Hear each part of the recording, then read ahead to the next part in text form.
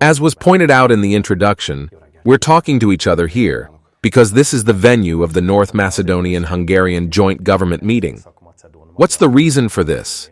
And what's the significance of North Macedonia for Hungary?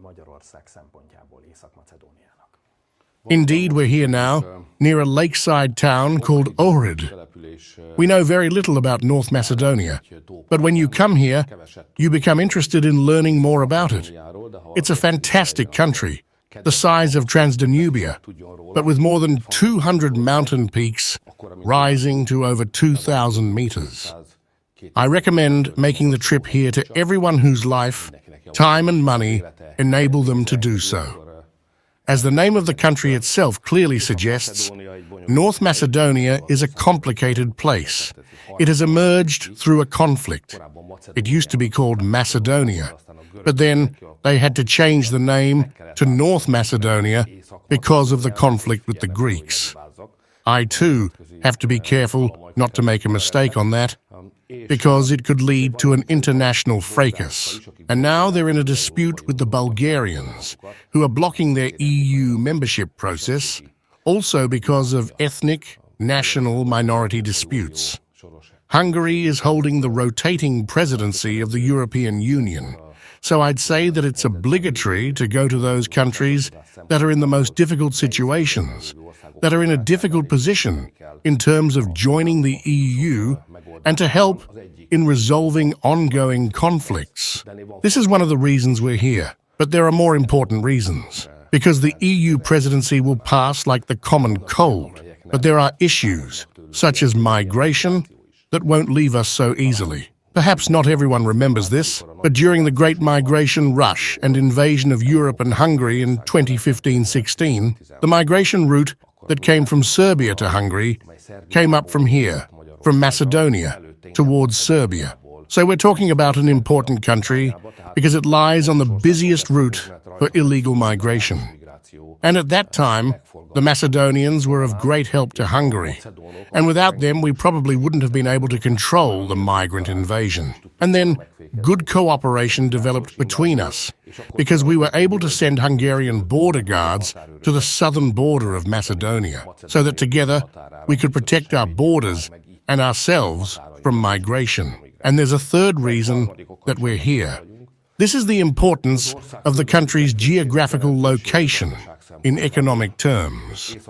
North Macedonia is crossed by very important freight, traffic, and trade routes.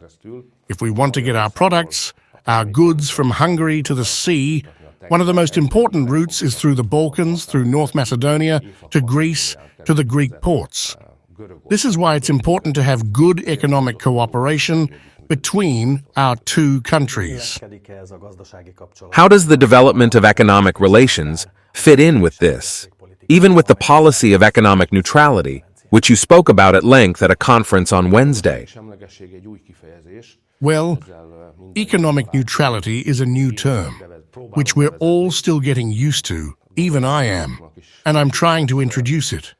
I suppose it will take some time for the listeners to get used to this and to understand and incorporate this unusual term into their thinking. But I'm convinced that the many changes, pandemics, wars, energy crises, inflation, and the simultaneous rise of Asian economies that have taken place in the recent past have all combined to change the world economy.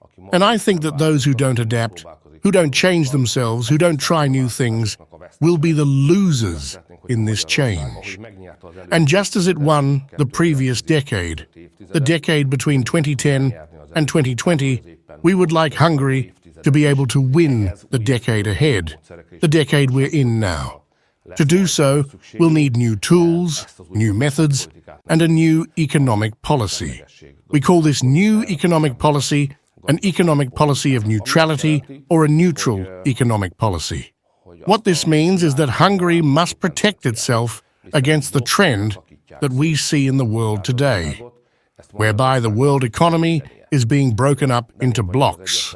I'm probably not the only older listener, and near a radio now there are others besides me who remember what the Cold War was like, and what's happening now, what's happening economically is very similar to that, or will lead to the same result. The great powers are dividing the world economy in two, and it seems that there will be a Western world economy and an Eastern world economy, and there will be great pressure on every country to choose which half of the world economy it wants to belong to.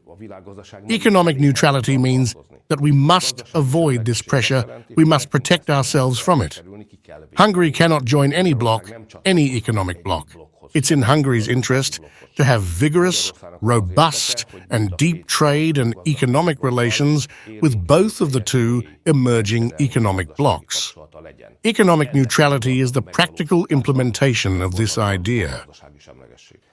So how can this be done? And what's needed to make it successful, including in the long term? Because now it's true that a German company is locating here alongside a Chinese company, and the French and the Russians can work together on the PAX, nuclear power plant expansion. But it's already clear that there are points of disagreement, and there's pressure on companies, even state pressure, to not necessarily cooperate. The sanctions policy that many European companies, many thousands, are suffering from, for example, is itself part of this bloc formation phenomenon. But the most important thing is first to be clear about ourselves, and then we'll fight our battles. I'm therefore pleased that now there's a debate on the content of economic neutrality, because if we firmly commit ourselves and set a course, then in each specific difficult conflict, we'll be able to develop a position that's in line with Hungarian interests. But first we need to be clear about ourselves and our own interests. And the heart of this, the heart of economic neutrality, is that we must not be forced to look at the economy through a political lens. We must view the world economy and the issues that arise in it solely through the interests of the Hungarian economy. This means that we should only take from the West and from the East what is useful and reasonable. What is not good or useful for Hungarians should not be adopted, and we should reject all pressures and initiatives that harm the future of the country. When we've strengthened ourselves in this, and when we've taken this starting point, then from there, we'll find the answers to all the specific questions about how to fend off political and economic pressures from the East or the West that are unfavorable to us. You've talked about specific points that are elements of this policy of economic neutrality. One is that growth next year should be closer to the top end of the 3–6% range. How does this relate to neutrality? And in order to try to achieve this objective, how do government instruments, actions, and planned measures relate to it?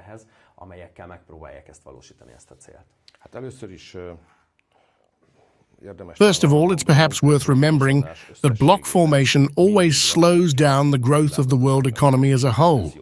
It's not good for the world economy, and it's not good for nation-states. What is good for nation-states, nations and communities, including Hungary, is if all the players in the world trade and cooperate as freely as possible with one another in the economic sphere. The moment disruptions, prohibitions and sanctions come into play, we all lose out. We lose economic dynamism.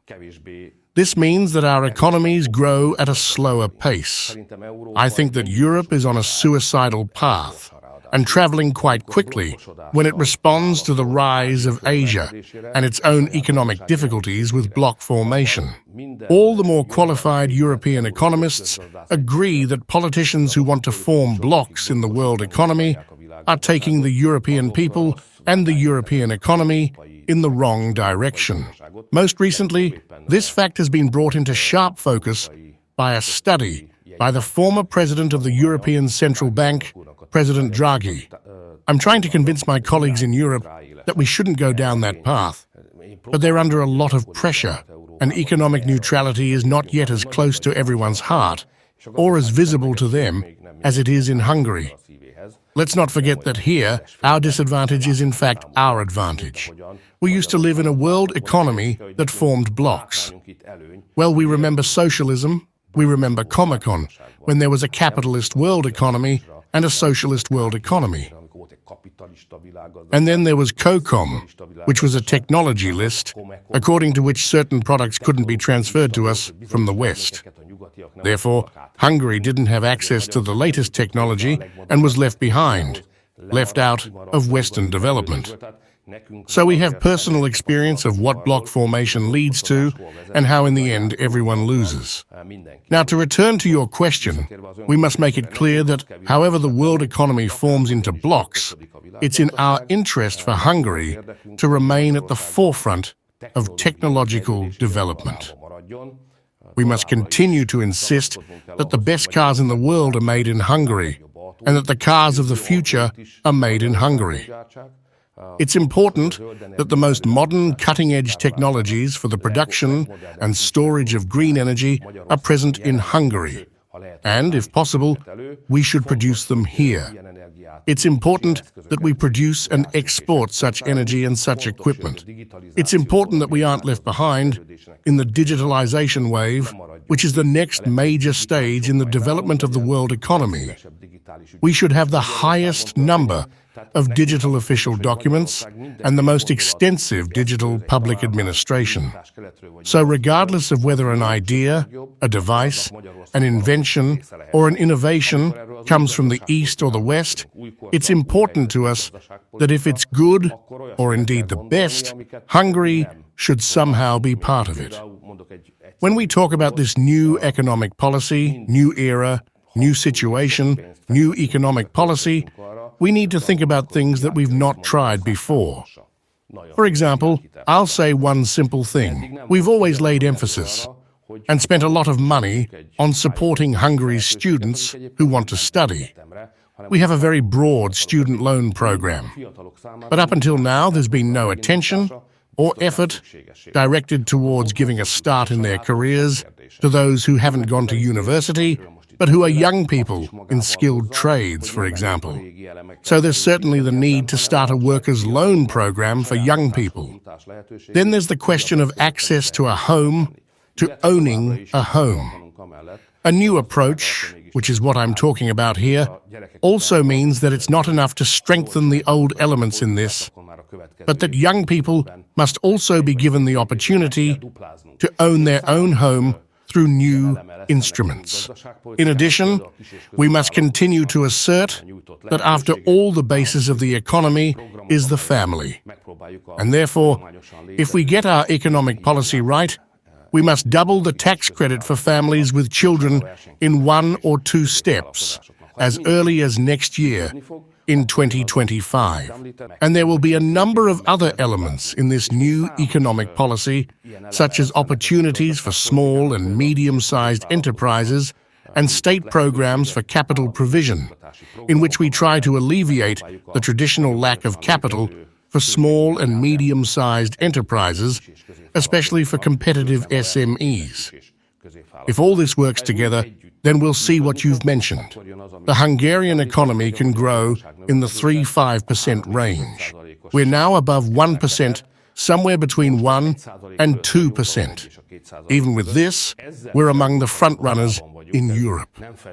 This doesn't cast the other European countries in a very good light. And even with this small growth, we're still at the forefront. But we don't want to get stuck in the growth rate that I think Europe will suffer from in the next few years, where they can only achieve 0, 1 or 2% growth. Despite the unfavorable circumstances, Hungary must try to climb up to a growth band between 3 and 6%, with the help of a policy of economic neutrality. I've been able to lead a government that succeeded in this before, and I believe that it will succeed again. Hungary and the Hungarian government can do it. Yes, and perhaps I think the most important thing is how it translates at the level of people. But for this to happen, the European Union also obviously needs to take action and change. How open is Europe to the idea that the Hungarian position on, say, economic neutrality or competitiveness can prevail? There are big debates between the leaders of the European states. Hungary participates in these debates, and we represent Hungarian interests and the Hungarian position. I believe that, as a result of these discussions, there's a good chance that in November we'll be able to finalize an agreement between the European states which can improve the European economy's economic competitiveness. We're already negotiating the elements of this, and I hope that by the end of the Hungarian presidency, by the end of December at the latest, we'll be close to its adoption, and that it may even be possible to have it adopted in Budapest at the European Union summit in November. Since you've mentioned the debates, there's another issue on which there's a dispute between Budapest and Brussels. Recently, the Commission announced that it will start deducting the 80 billion forint, €200 million fine that it's imposed on account of Budapest's migration policy from the payments due to Hungary. In the meantime, at the level of nation-states, we see that countries that have so far been very open, Sweden, the Netherlands, Germany, are also tightening up their immigration policies. Where's the tension now related to opposing views on migration within the European Union? In the migration debate, this Hungarian wisdom is particularly true. Speak the truth, and you'll lose your head. In this, we're not alone. I've recently had a visit from the second most senior figure in the Italian government, the Deputy Prime Minister, Mr. Matteo Salvini. He's in an even worse position than I am. I've only been hit, kicked, mauled and criticized, but they want to imprison him for his position on migration. When he was Interior Minister, he didn't allow boats carrying illegal migrants to dock in Italy, and now they want to sentence him to 6 years in prison for that. This series of court hearings has begun in Italy. We stand wholeheartedly with Mr. Salvini. He's our hero, and we need European politicians like him who want to stop illegal migration at all costs and at personal risk. In the meantime, it's also true that, despite the criticism of Hungary, despite the judicial proceedings against Italy's Deputy Prime Minister, more and more countries are saying, but these guys were right. So in Brussels and Europe, it's now taken for granted that they're hitting and punishing the Hungarians. But at the same time, they all know that we were right, that we are right. Because the only chance we have of a better future is if we don't let migrants in, if we don't let illegal migrants into the European continent. And while on the one hand they're criticizing us, let's say bad-mouthing us, on the other hand, they're forming their own policies similar to ours, effectively complementing us. Germany is copying the policy of strict border control from Europe. This is why I said to the German Chancellor, welcome to the club. Welcome to the club of politicians who want to defend their countries. These days, it's not just debates on migration that are intensifying, but also debates on the war, whether at home or abroad. What could be the outcome of these increasingly heated debates and conflicts between the pro-war and pro-peace camps? I think we should expect such debates to intensify in the coming days and weeks. This is quite simply because we're approaching an event and a time that's critical for the whole world. And that event is the U.S. presidential election. The U.S. presidential election at the beginning of November could decide whether the world continues down the path of wars, leading to increasingly bitter fighting, or whether it stops, turns back, and declares peace and tries to establish ceasefires, not only in the Ukraine-Russia war, but also in every other hotspot, every other world conflict hotspot. It's no coincidence that when he was in office, President Trump was a president of peace, that he didn't start a war, that he took steps to resolve long-standing conflicts in the interest of solutions for peace. And it's no coincidence that, regardless of political views, the peace-loving, peace-seeking part of the world is rooting for the man of peace to become president of the United States again. Yet there are pro-war people, not just in America, but all over the world, who are cheering for the Democrats to succeed because they want to continue the war. This debate will continue to intensify up until the election. And we cannot escape this either. In Hungary, too, I see that there are pro-war people, typically politicians on the left, and there are pro-peace people, politicians on the right, or on our side. and the debate between them is becoming increasingly heated. Now, most recently, I can see that they've managed to involve the 1956 revolution in this debate over war and peace. We too must be on our guard. So when we're talking about such sensitive issues, we have to express ourselves very precisely and leave no doubt about our position. My political director has just expressed himself in a manner which could be misunderstood. In this context, this was a mistake, because our community is rooted in the 1956 revolution and grew out of it. This would not be our political community, but for the heroes of '56. Therefore, the debate on war and peace should not involve the events and heroes of Hungarian history that to us are sacred and inviolable, such as 1956 and the heroes of '56. They should be kept out of the debate. So I don't want the shadow of the Ukrainian-Russian war to be cast over the memory of the freedom fighters of 1956. To them, we owe a debt of gratitude, and we should rather focus on their glory. Because wherever heroes are not forgotten, new heroes can be born. I have no doubts about the political views of any leading figure in Fidesz. If history dictates that we must fight for our country again, I'm sure that political director Viktor Orban will be together with us in Corvin Passage, a 1956 battlefront. In any case, we must take care to ensure that when they arrive in Hungary, international debates about war and peace do not divert, eliminate or derail otherwise important domestic political debates. Yes. In connection with this, I also wanted to ask whether one can conclude from what he said that Hungary wouldn't defend itself, as certain media outlets have interpreted. Hungary will always defend itself. It has defended itself in the past, it is defending itself today, and it will continue to defend itself in the future by every possible means, just as the Hungarian constitution obliges every Hungarian to do. We have also had to defend ourselves in recent weeks. So let's talk about the flood that has just passed. Because over the past 2 weeks, it's been the floodwater on the Danube that's determined public discourse and defense in general. How do you assess the past 2 weeks in terms of protecting human life and material assets, and in terms of the organization of the defense operations? On this subject, perhaps the first thing to do is to express our thanks, because once again, Hungary has united in an exemplary way.